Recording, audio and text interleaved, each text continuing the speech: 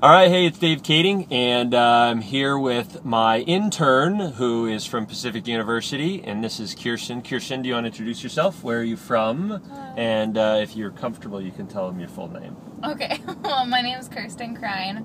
I'm originally from Devil's Lake, North Dakota, and I am currently a fourth year at Pacific University. And Kirsten's at my practice right now as an intern, doing her first of her 3-month rotations. And what I was curious about, if you could explain to me, is now that you're in your 4th year, as you look back at your first 3 years, what has the thought process been about your future and what you're intending to do when you graduate, as far as private practice or other modes of practice, and where you want to practice? Well, when I first went into optometry school, I was kind of thinking that I would be moving back home to North Dakota. And after living in the Pacific Northwest for a few years, I've decided that I really like it out here.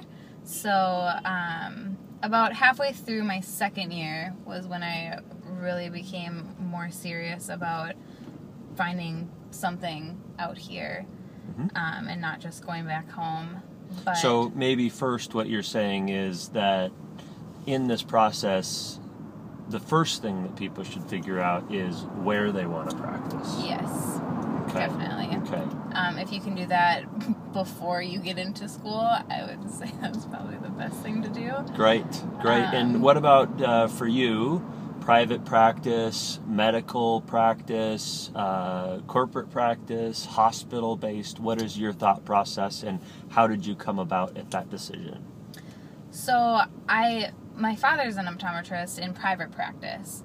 So I kind of saw, how his lifestyle was, how he was able to, work when he needed to, but then also have time off and kind of create your own schedule that way. So that's really appealing to me in the private practice sector. It's also a lot of work outside of, just seeing patients. I'm not all that business savvy. So if I could find something in a private practice where I'm maybe not the owner, but more of an associate, where I could help out with something like that, or have, a mentor that is going to work for a couple of years and can kind of teach me the ropes as far as running your own business and owning the practice, that would be ideal for me. I have also considered, working in more of a medical setting. Sure. Like a contact lens, or contact lenses, but then also a refractive surgery center or something like that. Well, cool. Well, it sounds really great. I'm excited, and she just kind of pointed back out a couple of things that Optometric Insights has pointed out. And first of all is that in the thought process of what you need to do, where you need to go, how you need to go about finding a job, and in what kind of job you want to do, the first step that we recommend everybody figures out is where you want to practice. Because if you figure out where you want to practice, then everything else will follow. And the second thing that Kirsten really pointed out is the importance of finding somebody who can mentor you.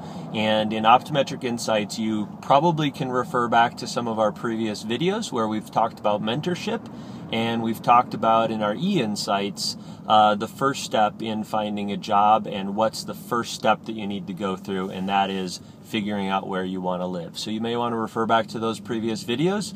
Thank you, and I hope you have a great rest of your day.